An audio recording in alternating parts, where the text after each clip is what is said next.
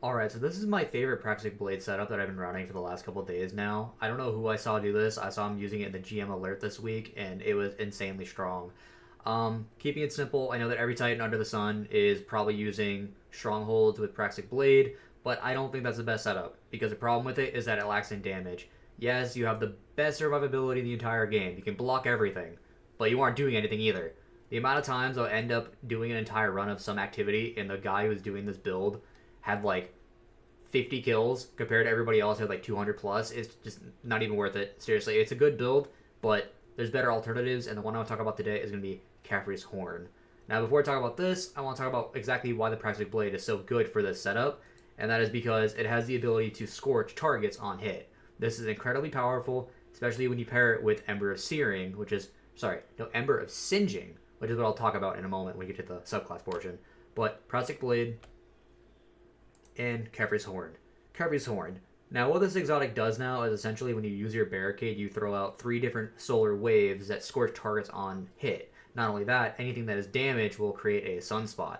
Another thing I want to mention regarding Praxic Blade is that you also get sunspots free, which I'll get to that as well. But it's kind of insane how this just gets overlooked because I feel like people still think this exotic is trash, but really it's incredibly good. I think it might actually be Solar Titan's best exotic in the game right now. It's better than Lorelei. It's better than Howlfire Heart for sure. This thing is incredibly slept on, and I think you should be running it because those waves that you send out, they drop sunspots as well as ignition damage. They scorch targets a ton, and it feels like it does more scorch than most things in the game. So it's almost like guaranteed ignition every single time you use your class ability. And when you pair that with some of the subclass fragments, you can basically use this all the time. Starting off in our subclass, aspects are going to be Soul Invictus and Consecration. Soul Invictus is just an immediate no-brainer because anytime you defeat anything with Scorch, you drop a Sunspot. And this is healing and its ability to regeneration. And Praxic Blade can drop a Sunspot just by smacking a single enemy. Because now that Praxic Blade has innate Scorch with the Impact Core, just hit one thing and you drop a Sunspot. It's incredibly good. Really powerful. And the ability to have extra sunspots paired on top with Caffrey's Horn just means you have so much healing going around the field all the time. Tons of ignitions. It's such a fun build. Now, Consecration, I take this only because of the extra fragment slot. I tried it, but apparently Roaring Flames does not benefit your class ability. So those waves you send out with Caffrey's don't actually gain any damage buff, which is kind of lame. But if they ever change that, Roaring Flames is what I would take. But at the moment, since that doesn't work, Consecration for the extra fragment slot. Grenade will always be the healing grenade. It's just by far the best survivability tool. And since we're taking Consecration and not Roaring Flames, it just means we're going to need to use a more defensive setup.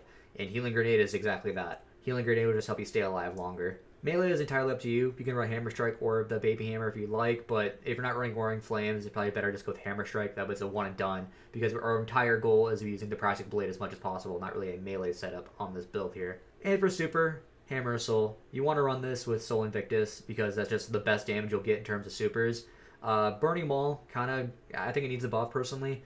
Hammer of Soul is pretty good on Sunbreaker specifically. On Prismatic, it's kind of dog water because it doesn't get those sunspots from Soul Invictus.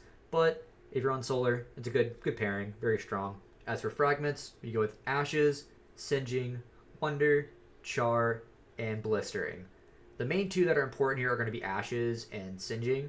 Ashes just allows us to drop even more Scorch on the targets when we deal damage with our Praxic Blade or our Caffrey's Horn. Basically, it's a guaranteed ignition with Caffrey's, and it's like 3 hits for the Praxic Blade to cause an ignition. This is the most important fragment by far. But the other fragment that's also pretty important is going to be Ember of Singeing. This right here just allows us to spam our Caffrey's Horn class ability over and over and over again. We're getting Scorch from Caffrey's itself, which feeds back into this. We're getting Scorch from our Praxic Blade as well, which feeds back into this. We're getting Scorch from any Sunspot that's on the ground as well, which feeds right back into our Caffrey's. You know, like these two are just the most important by far, Ember of Singeing and Ashes, and everything else you can kind of build around depending on what you want to run. But I figured since this is kind of an ignition-heavy build, we go with Wonder, Char, and Blistering. Wonder drops an orb when we get a kill with an ignition, which is very, very frequent. And Blistering gives us some grenade energy, which allows us to get our healing grenade faster. And Char just applies Scorch to anything that doesn't die from an ignition, which then again feeds right back into Caffrey's Horn with Ember of Singeing. So this entire build really just revolves around dropping Scorch as much as possible, sitting in sunspots, and spamming our class ability as much as possible. It really is a very fun, more engaging build than Strongholds, I think, because that build is just hold block the entire time and kind of stand there and do nothing. Whereas this one, you kind of have to get more in the face of the enemy. It's also a lot more offensive as well, which is just all around a more engaging playstyle to have. As for stats, the most important one you want to go for is going to be class. Since we're spamming our class ability like every 5 to 7 seconds, this is going to be an active overshield that we're going to have all the time. Very beneficial. Typically, class kind of gets slept on, and you can definitely put it towards like super or grenade if you want, but grenade is kind of wasted if you're taking healing grenade because you're not dealing damage with it.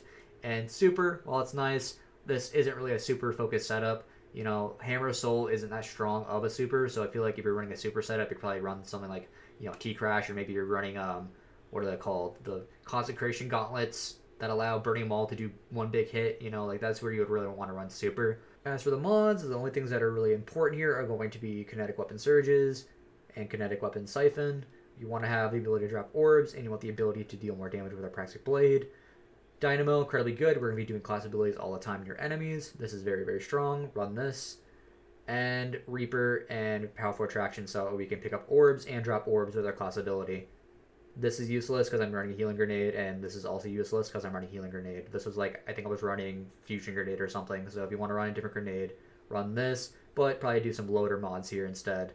But yeah, for the most part, that's the build. Keeping it very simple is just a much more fun alternative than Strongholds.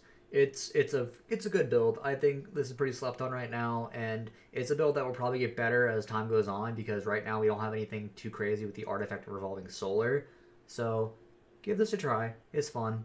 Nice alternative. Anyways, appreciate your time. Thank you so much for watching, and if you could, please go ahead and subscribe because getting to 1,000 subs, that means I could actually maybe do this for a living, possibly. Get some money off of this. It'd be very cool to do that. So if you could help me, I would help you. Make some more builds for you. Thank you very much, and have a nice day.